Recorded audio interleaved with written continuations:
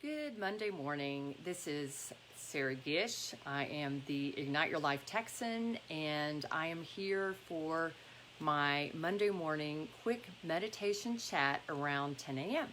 Try to do this every Monday morning, and today is Monday, October 19th.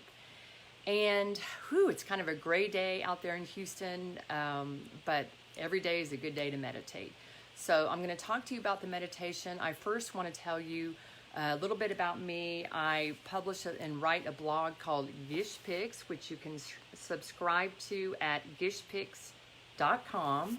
So I hope you'll follow me and subscribe there. I also have a semi-monthly-ish newsletter that I write. Gish Picks is about curated arts and culture for kids and adults. So Houston arts and culture. And during the pandemic, what I'm doing is I'm writing about places that are open. So museums and other venues, not really live events at all, since there aren't any, but I am writing about virtual events, all Houston-based, and places that are open. I will talk about my curated culture on Wednesday night right here on my Facebook page at around 9 p.m. But Monday mornings, I am doing meditation chats, and I'm doing this just because I love meditation and I know how important it is. And I've got an art project called Ignite Your Life. And of course, I'm just realizing I forgot to grab that. So Ignite Your Life, here are the 12 ways to ignite your life daily. And this is an art project I started back in 2013. In honor of my brother who died of alcoholism. And the third way to ignite your life is to meditate each morning. So to me, meditation is really, really important. It's a great way to set the tone for your day, and it's a great way to just deal with the stresses of life, and we have a lot of those right now. So I hope you will pick up your meditation practice, pick up a new one, or maybe improve your old one, or just share this video with people that you think might get some use out of it, might be refreshed by these ideas. This is actually my 5th video, and I've been talking about different tips for meditation, really simple things that you can do, and each tip will provide you with a start to finish meditation session. So I also want to mention, this is all in the description. You can see where you can subscribe to Gish Picks. You can also see where you can subscribe to my newsletter. And I do mention what the meditation tip is for today. And there's also, speaking of tip, different kind of tip. There's a information about Venmo and Zelle. So if you want to help me out at all, any amount, big or small, is great. And I should mention in there that I do tithe. Any money that I make, I give away 10%, not just to a church organization, but I tithe to organizations that I believe in, whose mission aligns with my life mission and that kind of thing. Okay, so let's get started. When you meditate, I did a full session on this, but it's good to have some kind of sound. This is my Tibetan singing bowl. In first or second video that I did, I talked about, or I demonstrated how you can use anything as a sound maker. So if you're interested in that, you might want to go back and look at that. But you can use some kind of sound. You can use a dog bowl, a metal bowl, whatever, to kind of get yourself centered. And then there's lots of things that can go after that.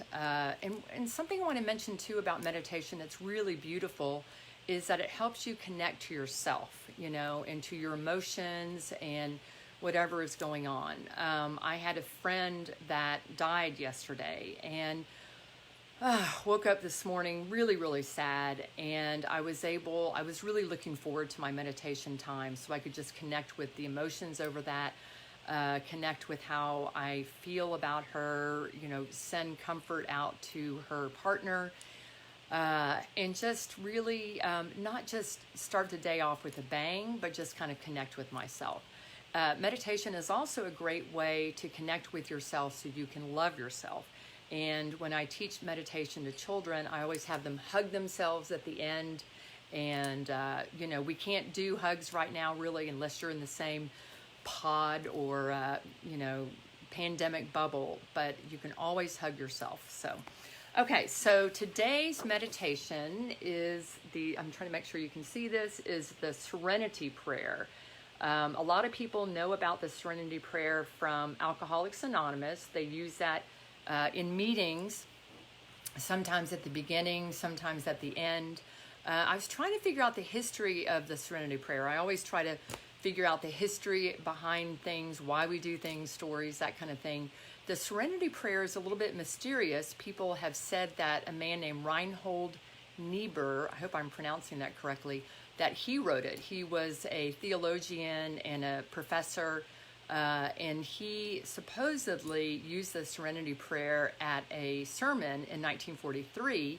And then I was trying to figure out the connection to AA, and it said that AA, one of the people in the general service office at AA saw it printed in they said the New York Herald in 1941. So I'm trying to figure out when the Serenity Prayer, what the true story is. I'm not going to figure it out. I don't know that any of us are going to figure it out. But the history of it, somewhere in the 1940s, it was popularized. And the Serenity Prayer, the part that I know and the part that we say in AA is not the full Serenity Prayer, but this is the part that I love. And I think that the Serenity Prayer is very, very useful anytime in your life, but it's really useful right now in this pandemic because, well, I'll say it first, and I'll just hold this up while I'm saying it. God, please grant me the serenity to accept the things I cannot change, the courage to change the things I can, and the wisdom to know the difference. And I'm hoping that you can see that. It looks like you can. So the Serenity Prayer, there we go. That's the Serenity Prayer. And, you know, you can add your own editing to this. I mean, not everybody wants to use the word God. Not everybody wants to use please. I mean, the way they say it in the meeting is without God, grant me the serenity. And I always like to add please in there, you know, just to, God, please grant me the serenity. Add a little level for me personally. And so that's the Serenity Prayer.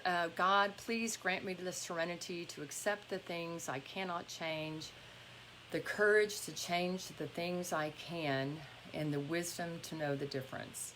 And I think that that prayer has helped me through so many things. It's helped me really just realize that there's some things that I'm powerless over. In the case of AA, a lot of times it's being powerless over our addiction or alcoholism or that kind of thing. And again, like I said, during this pandemic, just being powerless over what's going on out there. So that is the Serenity Prayer, little tip on that. You can use that somewhere in your meditation practice, or you can just use it when you're in traffic and need to accept that the car in front of you just cut you off. Wherever you want to use the Serenity Prayer, I find it really, really helpful. There's also a shorter version of the Serenity Prayer, which some people might know out there, which I'm not going to say. But anyway, I hope that helps you. Try to meditate each morning, the third way of my Ignite Your Life art project. It really helps set the tone of the day. And I hope you guys go out there and have a great Monday. Thanks a lot. Bye-bye.